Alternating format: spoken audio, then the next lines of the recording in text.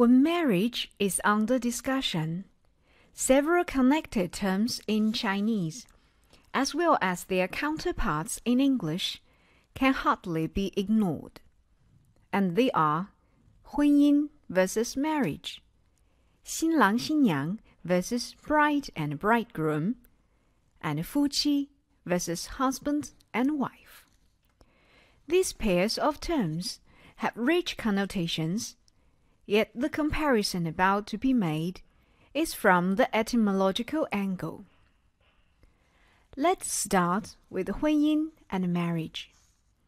In Baihu General Census, the book compiled by Bangu in the Eastern Han Dynasty, the Chinese term 婚姻 is defined like this. 婚者为婚时行礼，故曰婚。姻者妇人因夫而成，故曰姻。These two Chinese characters cover both the time for wedding ceremonies and the core of marriage, with women playing their indispensable role. The term marriage evolved as time went on. Its root can be found in the vulgar Latin word of the 11th century, while in the 12th century, the Old French word, which meant dowry, entered the English world.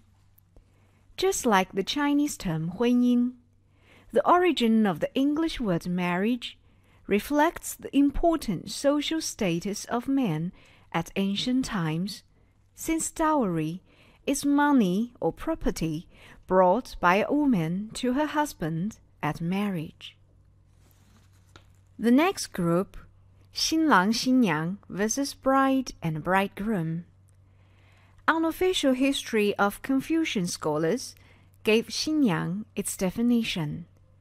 The married-out daughter is called 新娘 at the wedding ceremony, which highlights the transfer of one female's identity from a girl to a married woman. Likewise, 新郎 is how men are addressed at their wedding ceremony.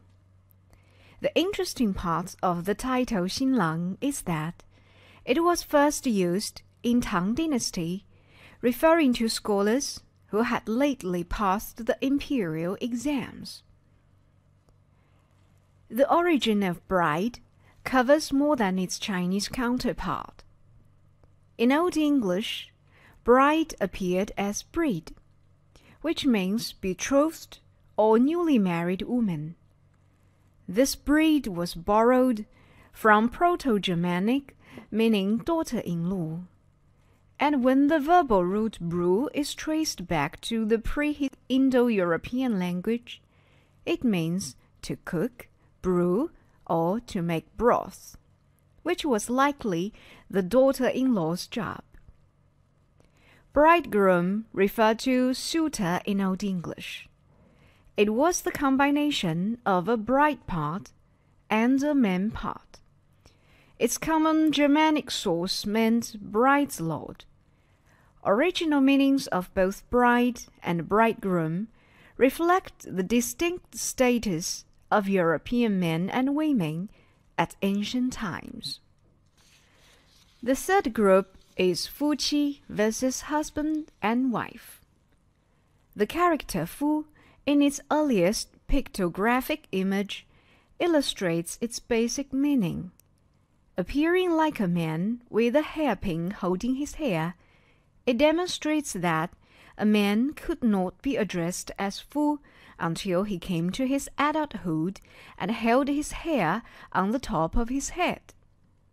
The fourth image of 夫 can be divided into two parts, which are 二 plus 人, indicating two persons in a household. Therefore, the man in these two persons is a married one. As to 妻, the other one of these two, its earliest image appeared as a kneeling woman with a big, controlling hand behind her. How were earlier wives treated? This pictographic character hides nothing. Husband, in Old English, used to mean Male head of a household, master of a house, householder. It probably came from Old Norse, which combined two parts, as for house and for dweller, freeholder, and peasant. Beginning in the late 13th century, it started to mean married man and became the companion word of wife. Before joining hands with husband, wife appeared as with in Old English, meaning woman, female, and lady. History of both Chinese characters and English words tells spectacular stories. Comparative cultural studies made from the etymological perspective can always amaze us.